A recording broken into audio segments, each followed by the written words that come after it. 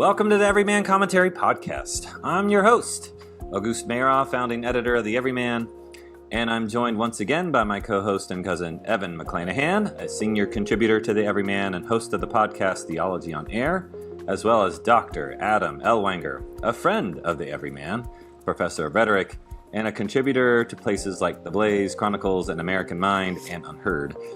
I think for this round, we'll just be covering the quickly spinning news cycle, specifically the Iran War, James Talarico, and the upcoming midterms, the SAVE Act, possibility of preventing private equity firms from owning vast swaths of single-family homes, and if there's time, the Oscars, because apparently that's happening this weekend. Y'all, I'm usually a fan of bringing together certain stories into a unified theme, but I honestly have nothing this time. Maybe something will emerge from this conversation. But as I see it, the Iran conflict will continue for at least a few more weeks, and I think Trump will move on to Cuba.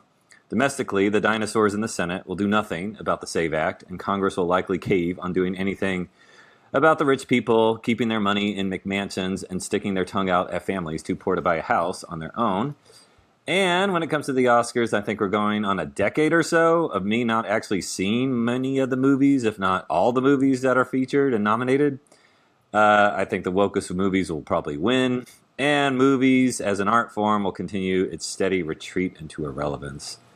If there's anything to put this together besides my current pessimism, I haven't been getting enough sleep, honestly, is that we could use a little luck and get what we want on things. Maybe St. Patrick will shower us with our four-leaf clovers and sway people into a more constructive behavior. I feel like we're making things hard for ourselves because we always make things hard for ourselves. Maybe a little levity of the Irish, back when they were funny and not gay-raised communists, can move us back into a positive direction. So those are my preliminary thoughts. Let's see what Evan and Adam have to say. I'll go in order, starting with Iran and starting with Adam. So Adam, we all know Evan's a hippie peacenik who was kindred spirits with the Muslim counterparts in Tehran, but it seems you might have a different position on Epic Fury. Seriously, I'm just joking about Evan. I want to go into the debate about how the Trump administration is doing with the communications part of this. I mean, and along with the operation as a whole, since even the MAGA diehards, some are kind of peeling away, some are kind of, they're worried, we'll say. And there doesn't seem to be a clarity about the objectives of this war. So, I mean, what are your thoughts about this campaign? And what would you want to see coming out of this just going forward, I guess? Well, Auguste, I think that a part of a MAGA vote is if you're in for a penny, you're in for a pound. You know that you can't reliably foresee what Trump is going to decide on any given issue. And as for me, I kind of hope for the best. Obviously better than the alternatives Trump was. But I am disappointed about this. And honestly, I guess I think I'm just tired. I'm not even a war fighter, right? Never in the military. But I'm 47 years old, and when I think back on how much of that time has the United States not been at war, it's not much. I think it might be 10 years at best. I'm not. That's a sort of rough estimate, but I think that for me and for many people who voted for Trump, I think the appeal was, the foreign wars are going to end, right? The war machine doesn't govern American foreign policy. I think I hoped that would be the case. I don't think there was ever a realistic threat to the United States from Iran, even with a nuclear weapon. I think that Iran, if they had a nuclear weapon and if they were crazy enough to deploy it against the United States, that would be assured destruction of Iran for them. And I think that would be enough to keep them in check. I think Baudrillard wrote about this many years ago, that the best thing about the proliferation of nuclear weapons is that it actually does secure a kind of peace and stasis in terms of war. But we're in it now. I think it will massively reset the board in the Middle East. I think the good thing about not articulating concrete objectives is that people can't ding you when you don't accomplish them. Uh, you know, so we'll see what happens. But I have some fatigue on this, and I think that the real story here maybe is that Trump is trying to sell the war on the grounds that for once we're not fighting it with one hand behind our back, that we're going to bring the full force of the American military to bear on achieving these objectives, and that I guess the best takeaway is that maybe this is a different kind of war fighting than we've seen in a very long time for the United States, probably since the Second World War, maybe Korea. But I guess that's, wait and see is my approach, with sort of a subtle lament mixed in. Okay. Well, I'll let Evan maybe respond to that. What do you think? Are you tired as well, Evan? And I mean, do you think that Adam's right? It's just like this has probably caused a lot of disappointment among people who voted for Trump, with the idea that, well, we thought this type of thing was going to end, but it just seems to keep on going. And I don't know. I mean, and it's never fun to see things get destroyed and people die, right? Yeah. So, what Yeah, I do agree with Adam that I think we all sort of hoped that what we might finally get was a kind of withdrawal to a degree from the world stage, except for the market. We could still sell our products, import what was needed, be an economic powerhouse. And I do think that in many ways Trump is leveraging our economic power, at least through the tariffs and other means. He's trying to leverage that, to the hilt in a way that we haven't before. So that's good. I think, though, that we hoped that there would be this kind of gigantic retreat from, the era of big government, 450, alphabet agencies in our own country, 900 military bases around the world, constant interference around the world. And I think all that sounds good, and it's good for a campaign, but I think when you get in office, the temptation to sort of keep your fingers in the pies is not only too much to overcome, but it's probably necessary, as much as I don't like that. I mean, as much as I would like us to be some kind of more isolated republic where we kind of mind our own affairs and we make America great again by keeping America first and all that, we are an empire, and I think it's probably just not possible. I think that, also, bigger picture is there are probably motivations for this that they can't say because it would, depress the strategy. So, many people have said, well, gosh, if you look at who China gets all of its oil from, it's Venezuela and Iran. So what's the bigger play here? Are we hemming in China? Are we bringing China to heel because they are the world's great superpower with the world's great military now? And, although I think they're a paper tiger in a lot of ways. So that's definitely a possibility. That basically we want to control who gets, that oil.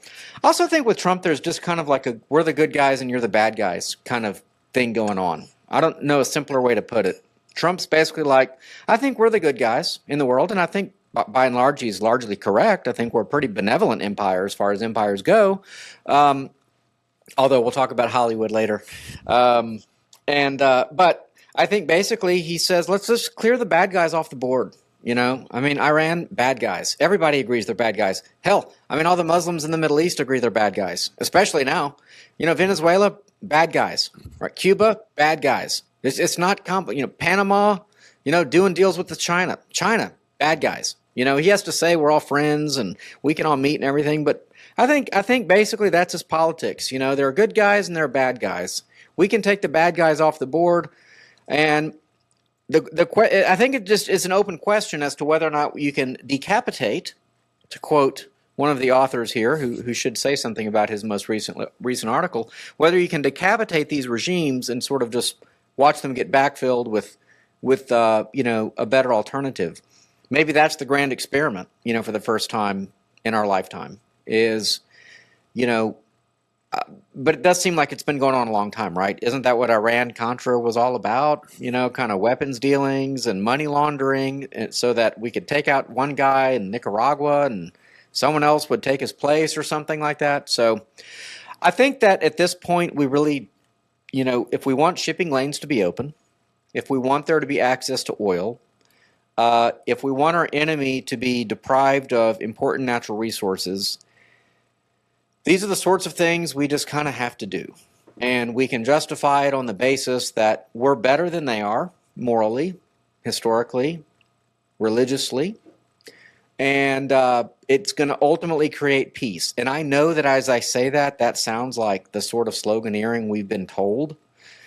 And I kind of feel like I'm maybe been propagandized and I'm repeating a lie. So if that's the case, y'all feel free to tell me. I'm trying to figure out the kind of bigger play here. I mean, I haven't even mentioned Israel yet. So. Well, okay, Yeah. I'll take on that point. And so you seem cautiously optimistic, and you're like, well, I mean, this is generally a good development because I don't think there's any real redeeming qualities to the Ayatollah and the theocracy he had in Iran. I'll go to my point about decapitation. I mean, I guess that would be my first kind of play if I were arguing with Adam. It's like, okay, he calls it a war, and I'm like, can we call it a war, though, you know? And because when we imagine wars, I mean, if we're defining our terms, it's not just any military action. It's like a war is like when you have boots on the ground, you're occupying this area, you are running this, new place that you conquered, and there's this active, fighting going on. That's kind of my idea of war. When we're talking about these very precise strikes on, non-civilian, like military, targets, then I think we're talking about something else, and regime change. We're not doing regime change as in, okay, we're going to fund this other party and infiltrate their political system because it's a theocracy anyway. It's not like a real democracy. No, so it's a decapitation.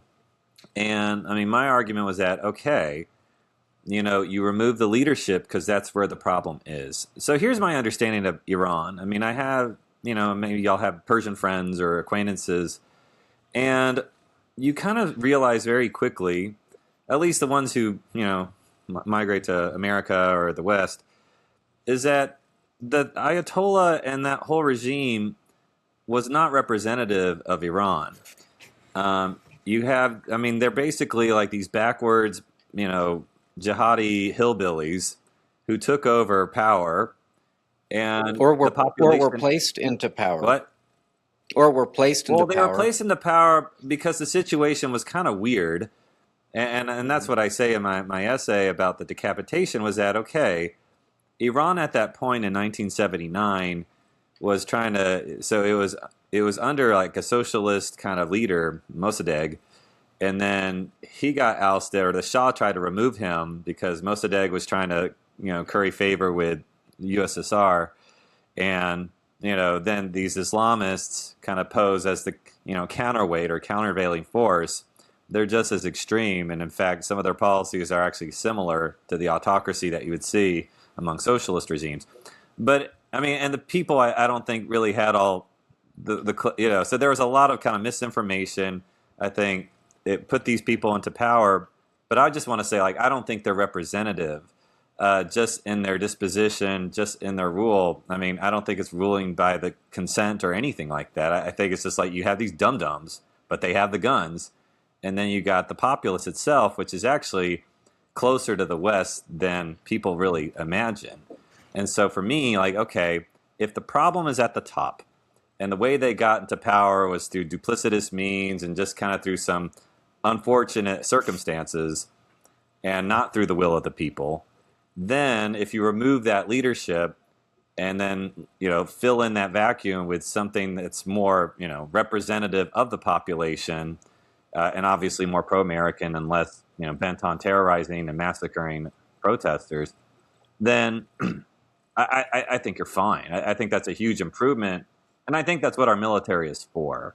I think, part of school should be, because I grew up playing a lot of, strategy games on the computer, like Civilization and Age of Empires. And, that obviously it's a video game. It's not real life. But it does give you kind of some perspective on strategy, in terms of these types of questions of leadership and politics and geopolitics and all that. And to me, it's like Iran had no reason to. We have this overwhelming military. We could easily replace it, just put in a puppet, and let it be. I mean, and you kind of neutralize that area and allow for growth, because not only was Iran under this dictatorship, but you had Lebanon, which used to be a really cool place. It used to be, Beirut was the Paris of the Middle East, and it was under Hezbollah. And then you have Hamas getting funding and support from Iran over in the Gaza area in Israel. So those places get affected, and I think the Houthis as well. So I'm interested in seeing, and I'm very hopeful to see that, okay, once we kind of like, tire these guys out and just really just eliminate any hostile forces, and we finally have some kind of transition or some new leadership, that I would like to see not only Iran turn it around, but maybe even these other places that have just been kind of held hostage by this oil money, which again was being made by China. I mean, that's what seems to happen. We sanction these places, Russia, China, or no, Russia or Iran or wherever. They just go to China, and China just gets discount oil. And that's kind of how they've been fueling their economy. So, and I mean, that's even another benefit. It's like, okay, we can maybe cripple China a little bit. So, because cheap energy is the key to having like a huge manufacturing capacity. So I don't know what China's going to do. And so, I mean, they're trying to trade with India. They're trying to trade with Europe. But, because Trump has placed some trading barriers or whatever. So I'm generally positive on it, but I mean, I understand like the discomfort that comes with this. It just, you get, you feel like you recall like Iraq and Afghanistan and these forever wars, and it just seemed to be that there never seemed to be a real goal. It was just mainly to kind of like, fill the coffers of these military industrial businesses, or logistics businesses that were just, oh, okay, well, conflict was good for business. So they never really wanted to solve the problem. Anyway, so I just note that we've already been cucked again on the popular support, right?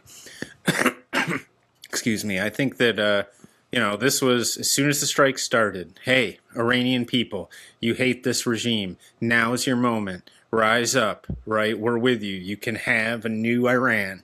What happened? Nothing. And only a month before, right, they were willing to take the streets and die by the tens of thousands, right, just for essentially a symbolic resistance. And now where they have the opportunity, where are they? You can't do this for people. Like, it has to be in them. It has to be in them. If the French had come over in 1770 and said, Americans, hey, we want to give you a new regime. You're sick of this king, right? It never would have worked. The Iranians need to do it themselves, and we've learned this again and again, and now again, and it's embarrassing. It's embarrassing for the Trump administration. That once again the popular uprising that would have vindicated this morally didn't happen. Well, was it a real uprising? I mean, how do we know the stories were true, or was that a psyop of some kind? Was it really only an uprising? Often, once I was in Los Angeles and there was an earthquake. This was 10 years ago, and it made national news, and people showed stories of the chips at the gas station that had fallen on the floor. Like, oh no, there was an earthquake. Stuff fell on the floor. 7.0, big deal. Is the big one next? And nobody in Los Angeles cared. Like, literally nobody cared. And it made me realize how fake a lot of news is, and how myopic so much of it is. And so likewise, look at the bomb attack at the Mamdani, mansion, right, in New York City. And of course, that's a great story, because you got the communists advocating, and you got the guy over his shoulder throwing the bomb at Jake Long and all of that. And then it was misrepresented about how they were throwing a bomb at Mamdani, and he was really a victim, whatever.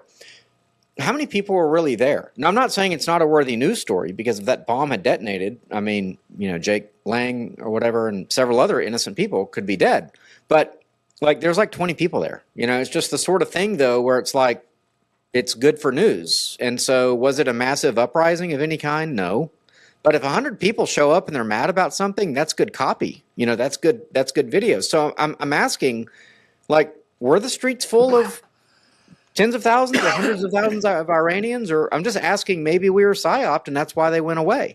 Well, I think even if this one wasn't, there's pretty good evidence that in the past 15 years there have been successive uprisings. So, the one time we needed them, they weren't there. Yeah. So, well, they don't have weapons. So this is why we smuggle arms all the time, right? Like, do we need to have a Contra Iran affair? Instead of Iran Contra, we need to have a Contra Iran. We need to get from the jungles of South America. We need to get M16s to Iranians or something. I don't know, but I don't know. I don't know how you overthrow a government as well that's like spread out.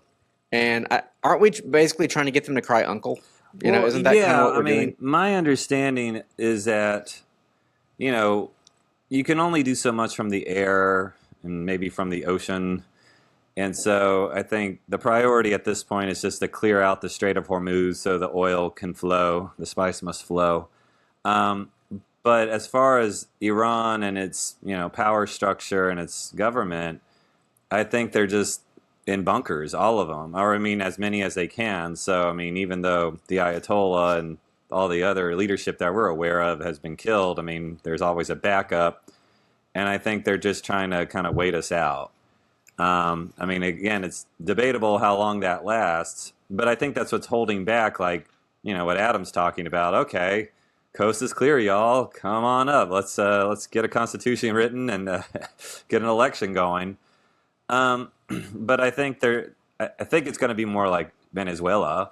It's like, okay, which person in the military is willing to step up and say, okay, I'll work with you, America, and we'll comply. Even though, these are going to be people from the old bad regime anyway. And that's the thing. It's like, okay, so I don't know what the logistics or the details are on that, but I think that's the problem. It's like, okay, Iran, I think, was expecting this type of attack. They've experienced these types of attacks. This is the biggest one for sure, but it's not exactly new. And so they probably have, a backup plan, plan B, plan C, plan D. And so right now we are just kind of waiting. Okay, when are they going to cry uncle and just say, okay, look, we'll work with you. And, sorry for everything. And please let us have our oil. Let us, get back to living instead of living in caves and underground. I think that's a problem. I think another issue, though, with this type of thing, and the reason it can be really demoralizing, I gave up X for Lent, but apparently on X is just like AI slop, misinformation overload. Like there's a ton of just kind of like weird videos of stuff and like Iranian armies taking out American jets and all this kind of stuff. And like very little of it is real. But it gets kind of amplified and people are kind of sharing it just because it builds up engagement. And so there is a ton of confusion on what the heck is happening. Are y'all aware of that, or have y'all kind of encountered that? Yeah, my son showed me some of the AI stuff, and that's how I became aware of it. It does seem to be happening, but I think that's the new normal. Yeah, I'm not on X as much for Lent either. I didn't totally give it up, but no, I haven't noticed that. So I don't know. Maybe I'm not following the right people, but I think what Trump is banking on is that in late 2027, there will be strong economic indicators that basically American hegemony on the world stage has proven to be a mass benefit to us, and he'll be able to sell that to the people. He'll be able to sell manufacturing is booming in America again. Our trade, we have trade surpluses now. Oil is cheap because we've controlled bottlenecks and checkpoints. We have more control over although most Americans are so stupid, they don't understand any of this. That's just a fact. But, we have more control over the Western Hemisphere because we control, we have favorable Greenland Agreement, the Panama Canal and all this sort of thing. I think that's the play. And, I hope he's right. I think that we don't have a choice, though. That's kind of where I've landed unhappily, which is that we are the world's police. I can't deny it anymore. and the world runs on oil still, and so until that fact changes, we have to engage in this sort of activity, and we want to engage with it with friends. So also, I wanted to say, make Zoroastrianism great again. Because that was the great religion of the Persians, right? And we can do business with Zoroastrianism. It's not quite Christianity, but I mean, it's like, I don't know, light and darkness, evil and good, or something. I don't know. So, well, I mean, okay, I'm curious about this. I mean, this is the other part of my feelings on this. Okay, even though personally I'm supportive of this move, I think it'll end up okay, and it coincides with kind of like my experience playing strategy games and just how this works. I mean, how big? I'm politically speaking, how big of a impact is this really going to make? I mean, people like to. It's a fun thing to talk about foreign policy because it's kind of far away, and you can maybe look at it more in abstract terms of just maybe the ethics of war or the business of war, or just kind of the clash of cultures or whatever. But just in terms of like kitchen table conversations and that kind of thing, are people moved one way or the other? Like, oh gosh, I mean, I would be even doubtful, like, did people not vote for Biden because of the debacle in Afghanistan, like the pullout in Afghanistan? I mean, it bothered me. I think so. And I think so. If you look at his polling, it never recovered after those 13 service members were killed. I mean, that it was went like down, and it never went back up. And I do think it affects the fringes of the Trump coalition. So you think this type of thing matters, and so we better get it right? Well, I think it matters, and I don't know if it matters if we get it right, honestly. I said what I think Trump's 2027 sell, or his heir apparent sell, is going to have to be for the 28 campaign, much less the 26 midterms or whatever. But there's certain people that it won't matter, right? The libertarian wing, the Maha wing, there are people who are going to be, a good 5% of his electorate who's just going to be mad about the fact that we're engaged in a Middle East war, period. When he got on stage in 2015 and, denounced the Iraq war, it was supposed to be a paradigm shift. And even if we're not sending boots on the ground, we are sending troops there. Yeah. And every day some die. You know how it is. It's like, I don't know what the psychology of it is, but when 6 soldiers die in a plane crash, it's like a tragedy. But when 60,000 dies, it's like, whatever, Yeah. But that's the problem with like this sort of thing. Like, every death matters, right?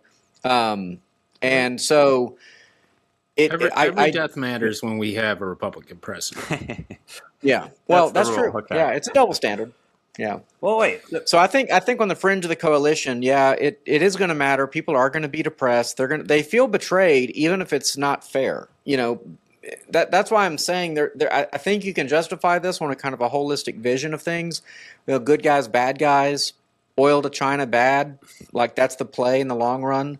By the way, you want to talk about usurpers? The Chinese communists are usurpers. China had a culture for 5,000 years, and I'm not saying it was a paradise on earth. I mean, there were ruling families and various dynasties that hated each other and weren't unified. But Mao Zedong, a great statesman, give me a break. Just like the Soviets were a loud, vocal, violent minority who took over a great empire or a great country, the same thing happened in China. And so I think that the ultimate decapitation would be the Chinese Communist Party. And so the question is, well, how do we do that? And, our best chance at that was Tiananmen Square. And we bailed them out of that. The Chinese people don't want it. I mean, they don't want decapitation? No. Why would they? I mean, the standard of living throughout much of China has increased dramatically, in the last 20 years. They're happy. They don't like it when the government's hauling them out of their homes and surveilling them in their bathroom during COVID. But those parts aside, I think that they're very happy with the regime, and there's a lot of Chinese pride right now, as there should be.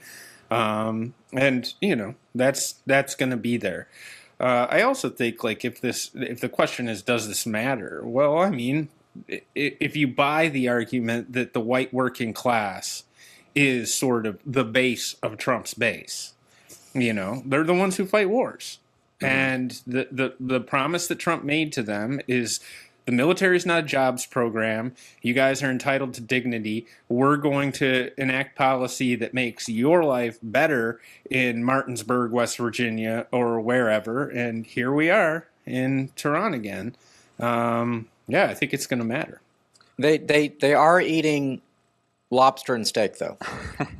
Wait, what was the story of that? Can you explain that, Evan? Like, I mean, I kind of caught like glimmers here and there. Like, apparently there was supposed to be some lobster dinner for military ordered food. That's the story. It's nothing. I mean, you know what? There are people in the military that eat well. Like if you're on a submarine, if you're on a submarine, you eat really well. Like you sacrifice tremendously being on certain ships and doing certain jobs.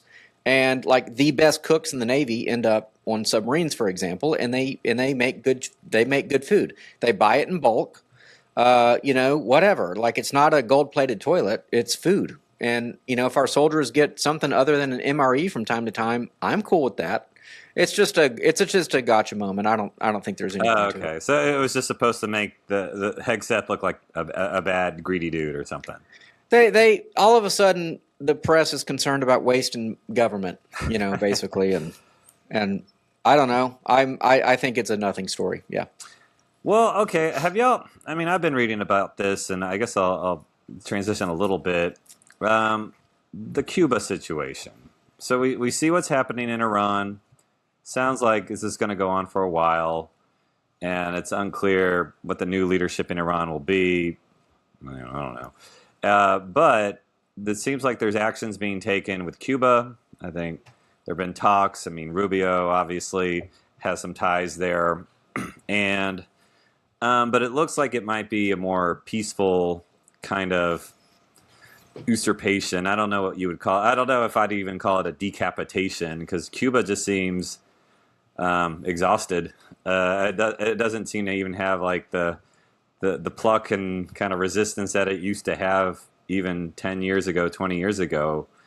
And it looks like Raul's grandson is kind of like a key figure in this. And it looks like, I don't know if we're just going to basically make them, a tributary or because do you think anything's going to happen with Cuba? Have y'all read anything about this? I guess I'll ask Adam first. Yeah, I've heard probably the same things that you've heard, that Sure. possibly that's next on the list. Again, I'd just ask, like, what do we stand to gain from Cuba? Cigars? Cheaper coffee, better cigars. I mean, are they a geopolitical player? Do they present any realistic threat to the United States? Are they a big player in the drug trade? Are they, the ones who are exporting their poor over our borders illegally in significant numbers? I would say there's nothing to gain. It'd be purely symbolic, and I think that there's some value in that symbolic gesture. Would be that Cuba is no longer a communist society and that it's America friendly. There's some value there, but like beyond that, what's the gain? Well, expertise in classic car renovation. Because they've been working on cars from the mid-'50s for about 70 years now. So I don't know. They're awfully close, and they're bad guys. That's the bad guy, good guy theory again. They're just bad guys. And, yes, I agree. It's been a long time since they, I don't know, put Soviet missiles on their island or something like that. However, from what I understand, that a lot of the guys we killed in Venezuela to get Maduro were Cubans. And so I think there's some level of Cuban intelligence and like kind of special operators that they still actually do pretty well. And so I think it's kind of, they're friends with all the wrong people sort of thing. And like, wouldn't we want them as a trading partner? I mean, I know a Persian who grew up in Iran. So heard those stories. She's very happy about what's going on. Right. And I know a Cuban very well who grew up in Cuba. And I've heard those stories as well about his grandmother who had to pray, her Catholic prayers in the closet, literally without the lights on, because of how dangerous it was and how Catholicism was forbidden. So, again, a usurper. Not that Bautista was any, he was corrupt, and the mob was there making money with other casinos. We all know this from Godfather Part Two. But yeah, I think that they're a bad actor. They're in our hemisphere. We want them to not be a port for people to do drug business or the drug trade if we can help it. And sure, why not? Well, I mean, I think the conversion, I don't even know what you call it for Cuba. Like, we're just going to convert them to like some kind of pro-democracy, market-friendly kind of It always works. It always works. Well, I think that's the idea. Hopefully we don't have to resort to, massive bombing campaigns or whatever, but I think that's more popular. I mean, I agree, Adam. It's like, okay, what? Cigars, sugar, coffee, resort towns, beach towns, I don't know. But, I mean, the fact that they are pretty close and that there's this, history. I mean, I guess Iran kind of had that backstory too, but I see it being less of a controversial issue. I mean, I don't know. I guess the elephant in the room, I think, at least from what I can tell, is the involvement of Israel in Iran. I think there are people who really have their guard up and they're very paranoid about Israeli influence and Jewish influence. I have no problem with this, but I'm aware that it does exist. And that's why people take issue with the conflict that happens at the behest, it seems, of Israel. Whereas places like Venezuela or Cuba, we would be doing that on our own initiative, and it might be self-interested. I mean, really, like Venezuela really just seemed to be for oil and just stopping maybe some migration happening. And it just seemed pretty easy to do, and it was our hemisphere. And Cuba, I would think it's something similar. It's like, okay, well, this would be fairly easy to do. You could get a good deal out of it, and we can make them, an easy trading partner and maybe mitigate some of the migration happening. I mean, I think there is some that happens. They're like desperate to leave. So I don't know. I mean, would y'all agree with that? That like, well, the fact that Israel and the Jews are involved in the Iran conflict is what kind of adds to maybe some of the. Oh, for sure. Yeah, I don't know. I think talk about fatigue. I think we don't want to be the the bull that's led around by our ring in our nose, right? And I think sometimes we feel that way. On the other hand, I mean, we share a lot of Israel's interests, and there's a lot of oil in the Middle East, and Israel's a kind of friendly democracy. It doesn't seem strange that we're allied with them either. Yeah. So like for people to attack that seems crazy. But I think our concern is that I mean, Netanyahu did say something weird about the Messiah this week. That was kind of strange. Wait, what did he say? Fill us in. He said something like the Messiah is coming soon, but not this week, or something. And it kind of triggered. I mean, I'll put it this way. I mean, Greater Israel is a threat that people do worry about. I mean, and if you I don't know if y'all listened to the Tucker Mike Huckabee interview, but it was, and I'm like not really a fan of Tucker anymore. I do think he's kind of lost his way a little bit. But like Mike Huckabee was embarrassed, and he's our ambassador. I mean, he really didn't have. Well, clear like the Cruz, Tucker, Carlson kind of debate. It was very similar. Yeah. Because basically, Tucker was asking some fundamental questions. And by the way, he got gotcha'd a couple times too, but he was asking fundamental questions about like who has a right, to land and why.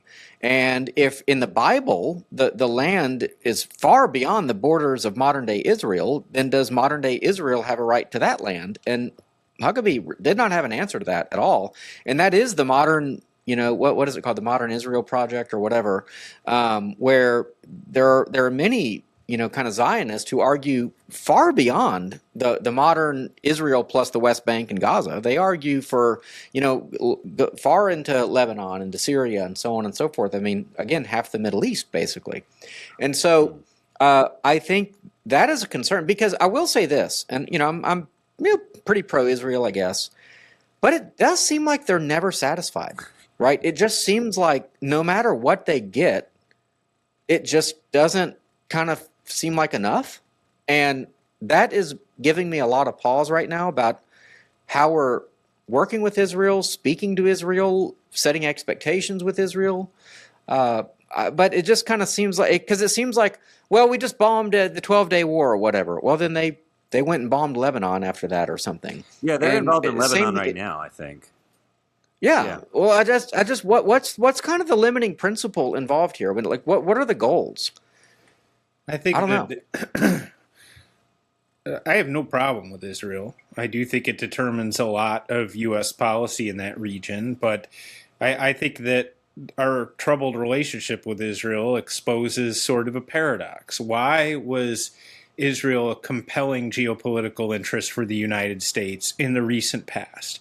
Well, because the modern state of Israel was sort of a something that was bought by the American global order that was instituted after World War II. And so there's a period where the fates of Israel were sort of a seismograph for the fates of the American post-war order. Then, it became during the era of sort of exporting democracy, global democracy. Israel was useful to us because it was a democratic, Western-style foothold in the Middle East that allowed us to have a presence there to export essentially ideology. Okay, well, so those are the two reasons, I think. The U.S. post-war order is either falling apart or non-existent, right? That's something that's happened, is that it's clear that period of post-World War II sort of American hegemonic power is gone. So there's no excuse for our involvement with Israel on that basis anymore.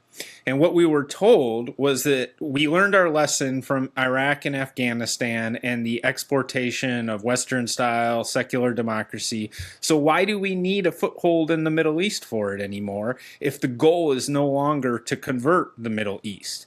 Now, I suspect that the goal, in fact, is to still turn the Middle East to a Western, capitalist, essentially secular market democracy.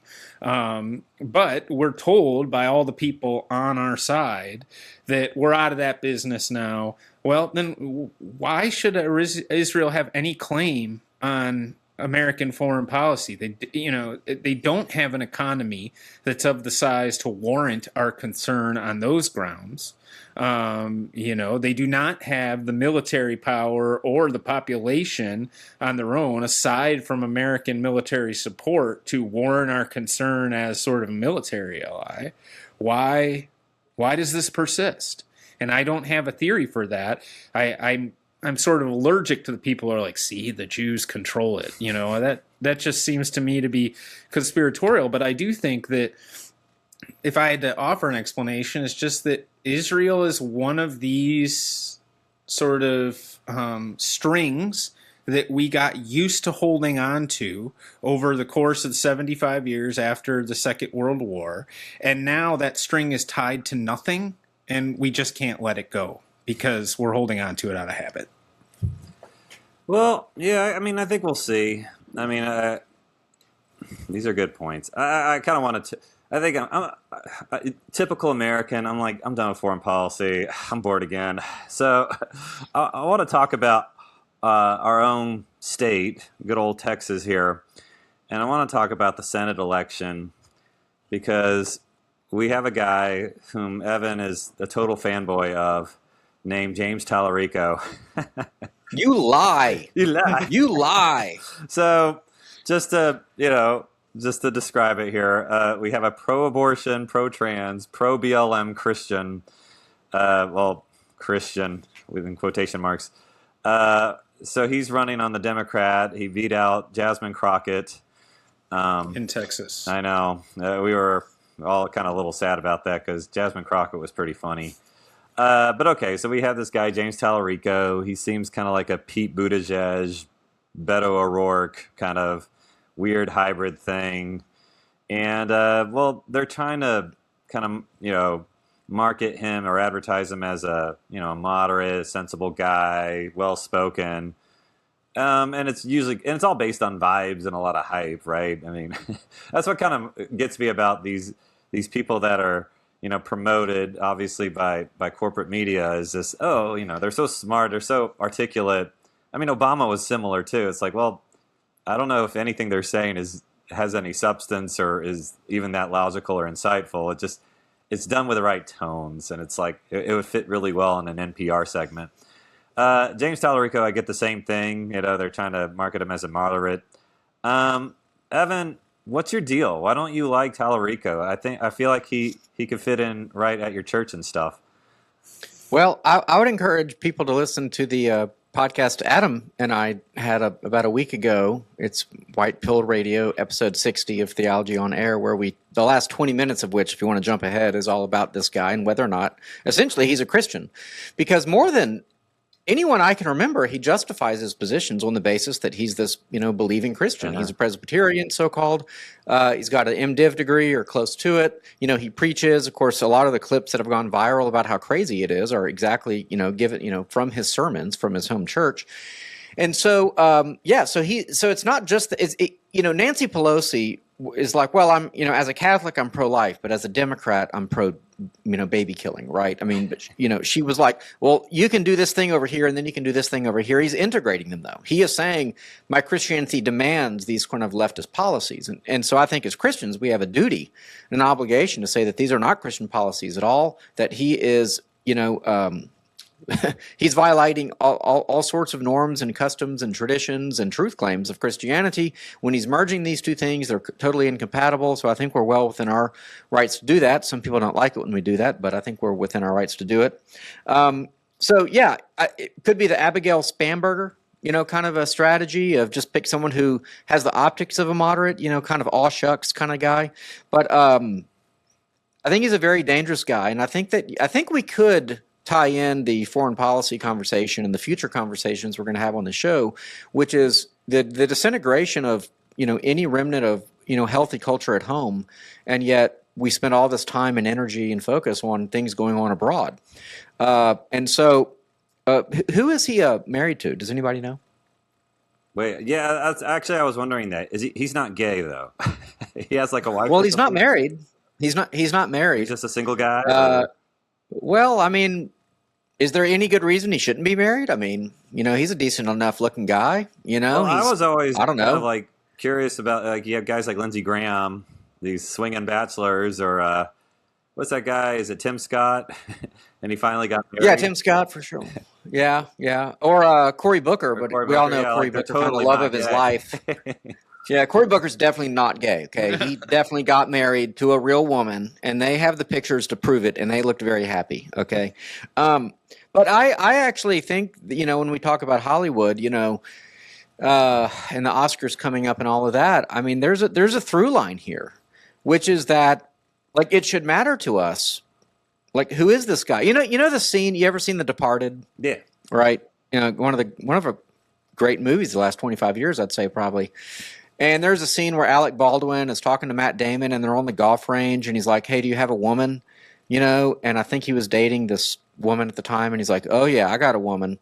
He's like, well, good, because if you're not working, in the way that a man works, people kind of look at you funny, And it's like, that's like common sense. There's a certain pedigree. If you can't convince a woman to marry you, then people kind of look at you a little funny, And so I think about this guy, and I just think he's a total fraud. I just think he's a total fraud.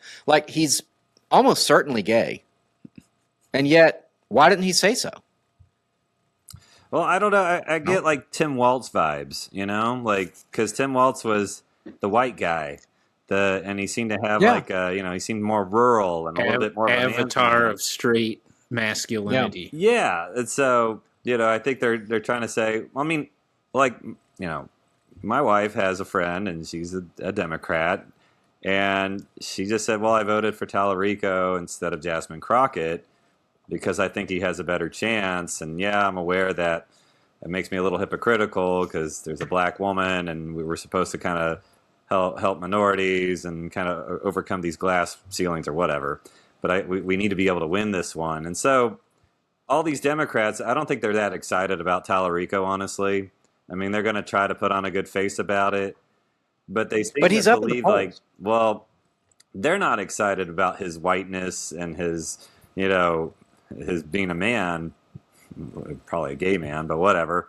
But they think that independents and even maybe more squishy Republicans might fall for it.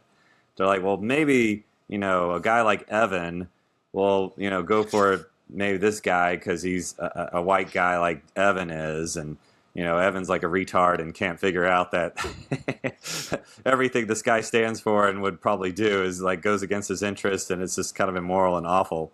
I mean, and the same thing with like Tim Walz. It's like, well, any smart person on the left could see, well, yeah, this guy's kind of a fruitcake, and I don't think anyone really thinks he's like a man's man or does anything manly or, working class. But maybe like those stupid deplorables will get fooled by it, and maybe a few of them will peel away and maybe vote for Tim Walz or something. I mean, that's kind of the impression I get. What do you think, Adam? I agree with everything that you guys just said. The only thing I would add to it is, again, the left selectively gets into a panic about separation of church and state.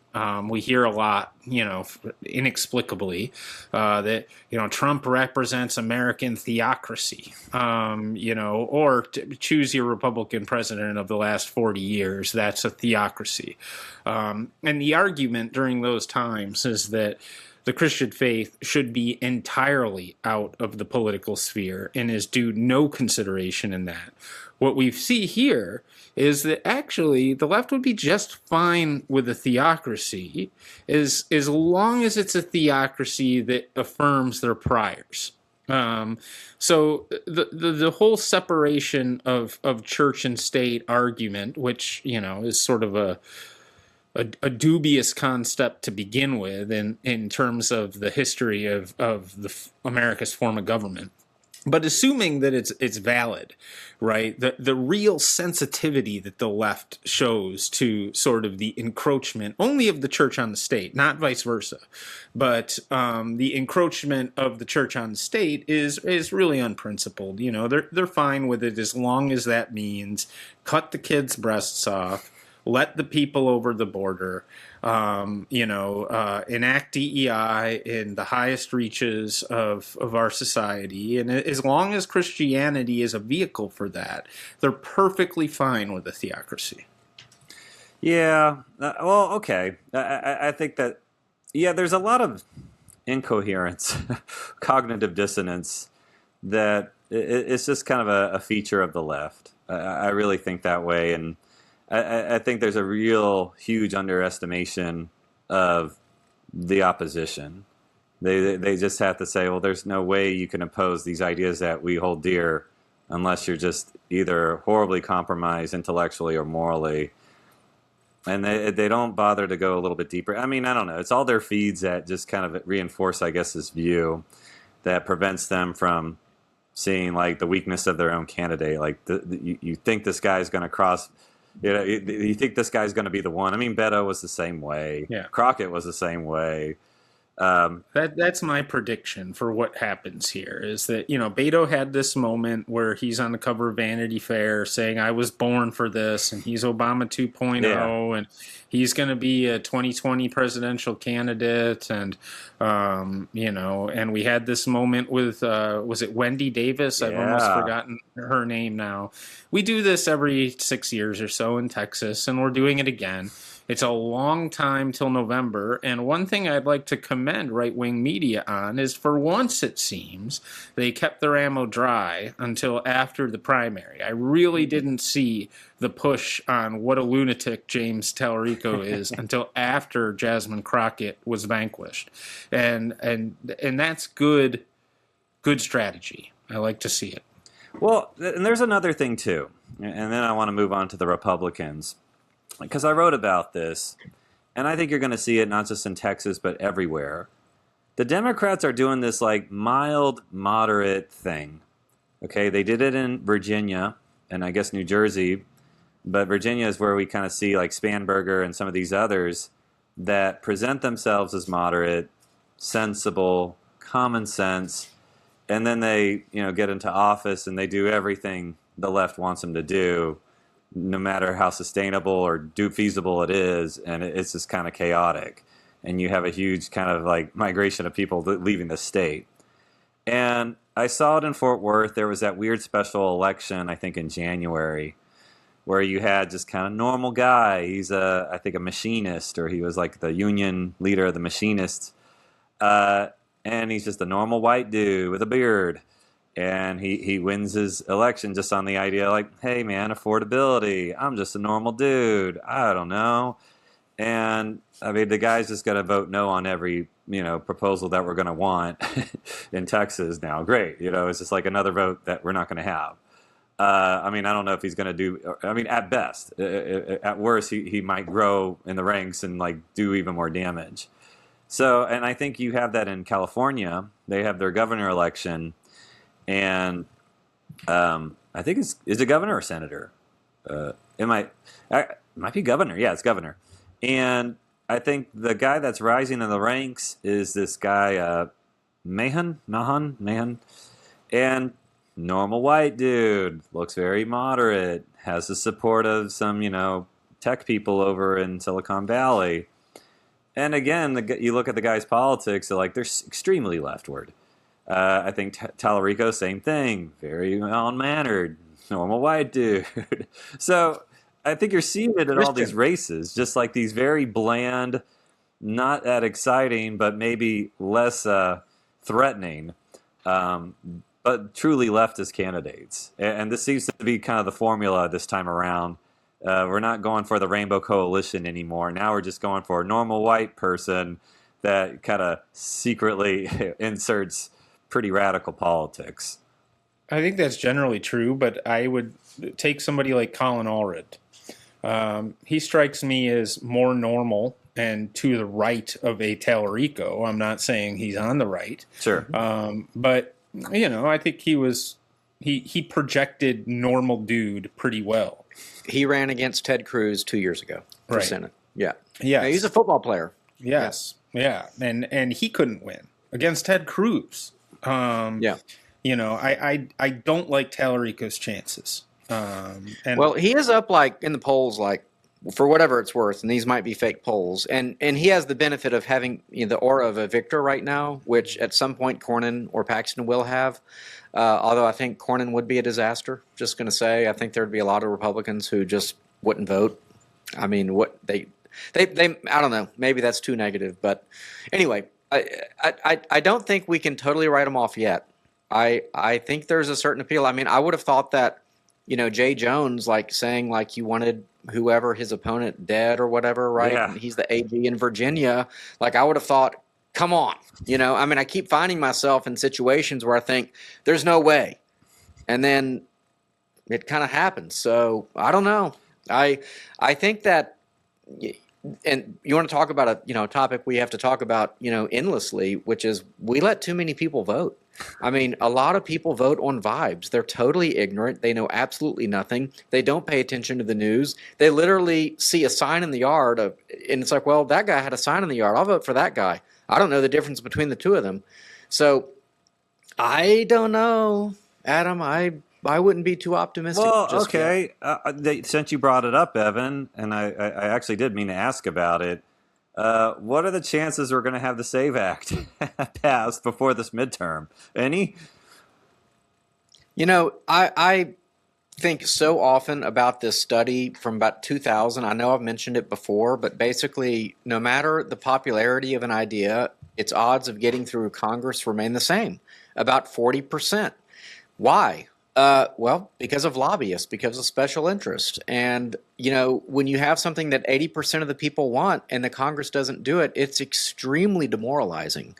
I think Trump has gone about as scorched earth as you can, calling out John Thune by name at the State of the Union. I mean, I'm not sure what else he has at his disposal without totally losing his entire coalition. And yet we can't even get this filibuster thing, through. I mean, it took Ken Paxton forcing John Cornyn to now agree to that, which was a kind of a genius chess move on Paxton's part, by the way. Yeah. So, man, it's just like if you ever needed evidence that we're not represented. I don't know a better example. Everybody thinks we should like have voter ID. It's just like every normal people think this. And yet the fact that we don't tells me that I'm of the opinion that we don't want to pull back cheating because both sides find it potentially beneficial. So you're pessimistic on the possibility of having the SAVE Act enacted before this midterm.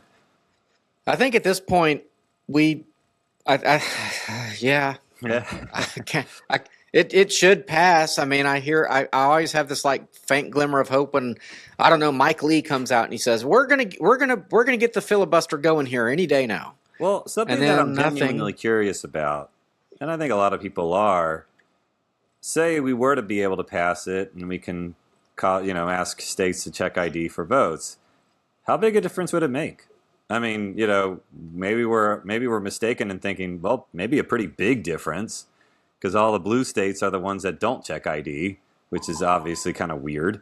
So how popular are those governments versus red states, which do have voter ID? And, so we're never clear on the level of fraud and, that kind of thing. But, I mean, I don't know, Adam, do you think, like, the SAVE Act would make a huge difference or not? That's my assumption, yes. Okay. I assume it would, but you're right. And this is more evidence that it won't happen, is that you say, well, like, how much fraud is there? Well, that's the point. We don't know, right? We have purely anecdotal evidence, and time again, whether at the state level or at the federal level, we've essentially been told you can't look under that rock. I can't imagine why that would be if it were not to be to deprive advocates of voter ID of the evidence for why we need it. And that to me suggests that it probably would make a big difference. I think that states like certainly Wisconsin, Pennsylvania, Georgia would flip back to solid red. Yeah. I think that other states would be very much in play, probably favoring Republicans, like Colorado, perhaps trying to think of some of the other. Well, you're home New York, right? I think New York is New York's cooked. They're toast. I think of Washington State though, which has really weird voting. They send a ballot to everybody. Like I guess everyone on the voter roll. I mean, like everyone gets a ballot, and so then you like have to like fill it out, and then you like go drop it off. And I remember I would listen to Joe Kent because he ran for the House twice in a row and lost twice, and he would describe the process of like telling people what you have to do, and he lost only by a couple of thousand votes, and now Trump put him in the administration now, but yeah, Washington's a really weird state. I think we would at least have like, or look at California. I mean, they're voting 28 days after the election. I mean, this is just weird stuff. So I think if we got rid of these, how long we'll accept a ballot after Election Day. The fact that some kind of mail-in ballot is reserved for more or less emergencies or military, and there's some way that you have to connect an ID to even your mail-in ballot. Yeah, I think that would get rid of a lot of fraud. I mean, I work elections. Putting aside the fact that maybe the machines are hacked after ballots are scanned, and that may be happening. I don't know. People tell me it's quite possible, and the machines aren't trustworthy. I can at least say on the front end that people have to have an ID to vote. Okay, when they go to the thing and they go to the machine and they put in their tallies, they have to have an ID to get there. So what happens after that, whether the machines are trustworthy, is a whole other conversation. We should definitely get rid of the machines. That is a given in my mind. But I guess one thing at a time. So the fact, I think that Adam's point is the best, though. Why do we have to have the FBI go into Fulton County in 2026 about the 2020 election? And stuff is going down in Michigan as well, I'm hearing. I mean, John Solomon at Just the News or whatever is like reporting on this like for the past few weeks. Tulsi Gabbard apparently is about to release some big expose on all this. Like, why won't they just let us go recount? The state of Georgia has already admitted that 300,000 ballots that were counted in 2020 were illegitimate. That flips that state right there. You know, that was a Trump state. Even if it was even if that they were like 52-48 for Biden, it flips the state. Right. So it was only like 10,000 ballots or something. Yeah, right. Exactly. Yeah. So it would have flipped it. That I'm thinking about it, I would say probably the only argument, like semi-plausible, I wouldn't even say it's like that good an argument, and I sense some of it from the left, is malicious compliance kind of thing.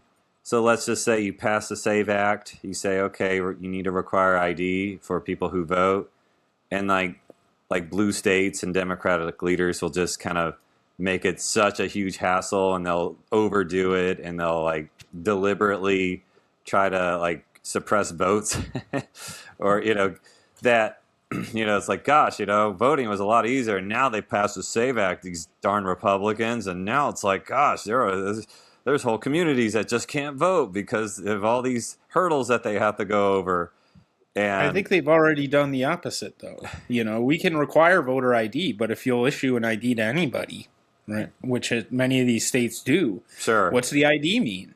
Nothing on its own, right? So unless the SAVE Act, I don't think it's going to happen, but unless the SAVE Act was really, really carefully written, it's not going to make a difference in Illinois or New York or anything else.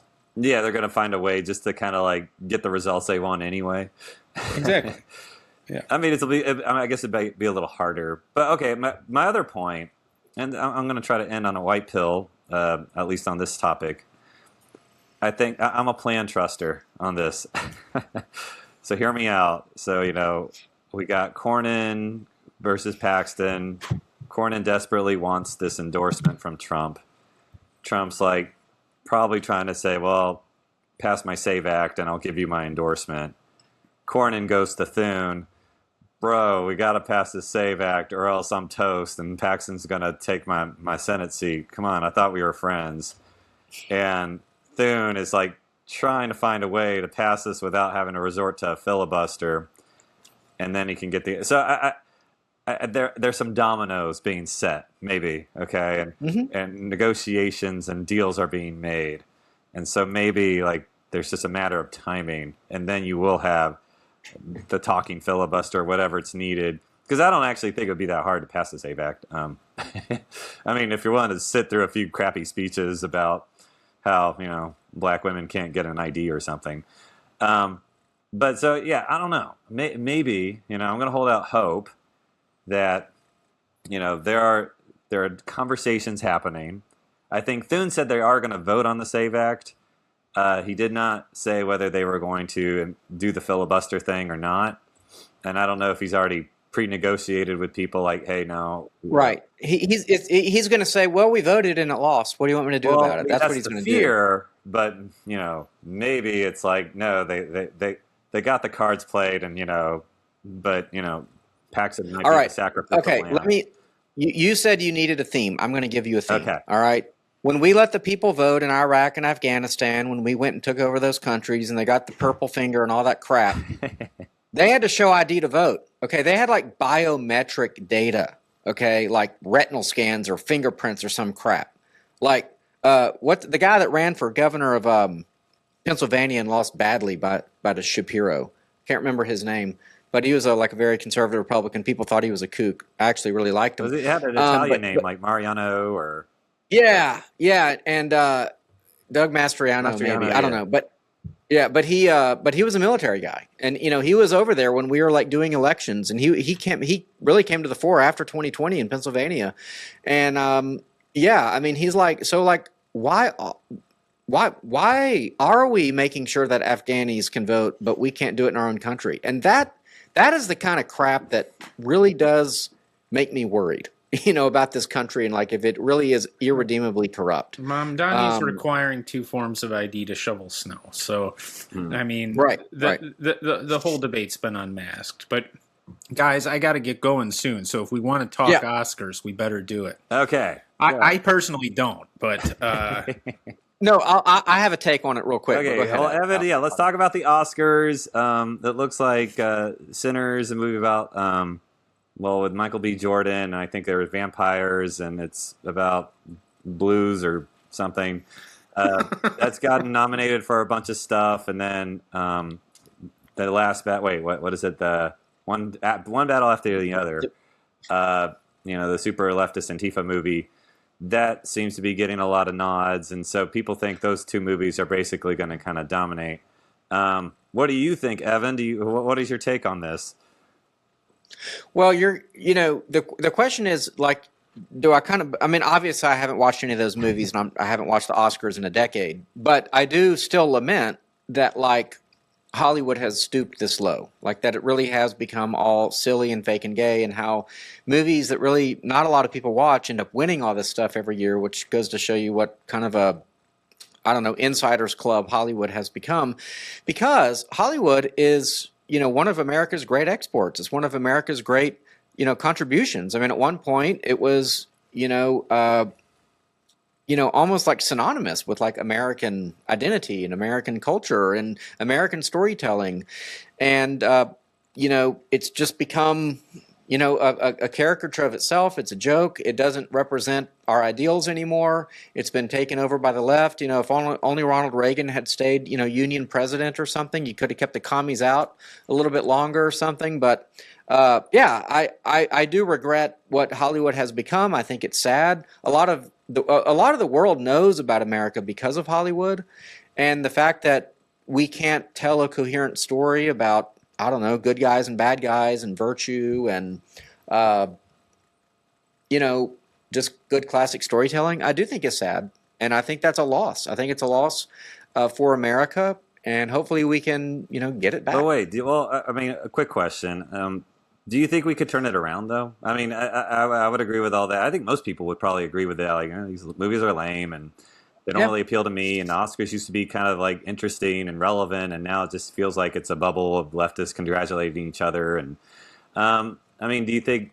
I mean, we've talked about this. Like, could we make, just on an entertainment level? Sure, I think we could maybe tell more familiar stories and things that appeal to people's values. But do you think we can get back the glory of the old days, or the Oscars really meant something, or are we just kind of transitioning away from this form of, art? I understand the guy Ellison's son who like owns like Warner Brothers now or whatever, and that whole merger was kind of a win for storytelling. Like, for example, the Maggie Gyllenhaal directed The Bride is one of the going down apparently is one of the biggest flops in Hollywood ever. And, she's a pretty despicable person.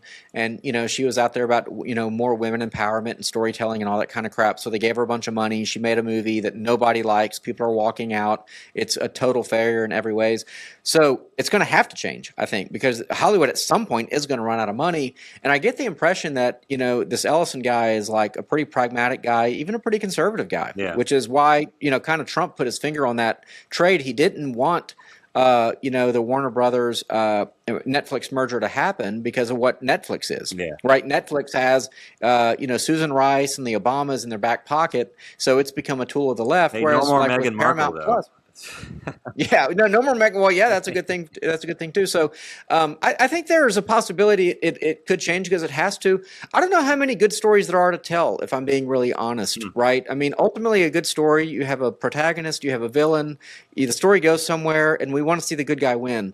And maybe Hollywood is just sort of exhausted. They've tried the anti-hero route. They've done the superhero thing.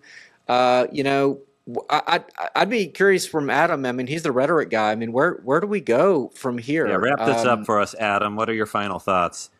I'm an accelerationist on culture in this sense. I think that the faster that the crappy production of Hollywood and popular music and the rest of it goes downhill, the more open the field gets for people to do interesting new things. I definitely think that, all the stories, maybe all the stories have been told, but the stories can be told in new ways. I mean, that's what an archetype is. That's why myth lasts for thousands of years, and and those stories can be told again, I think. And there's people who, they're still outsiders. It's just a matter of you have to look harder for this stuff. There's a guy on Twitter calls himself Low Res Wonder Bread, who last year put out a film called Mass State Lottery, which I thought was pretty good. I think that the DIY ethic of the 90s is sort of ripe for a comeback, because you're going to have to do all of it yourself now. You're going to have to fund it yourself. You're going to have to write it yourself.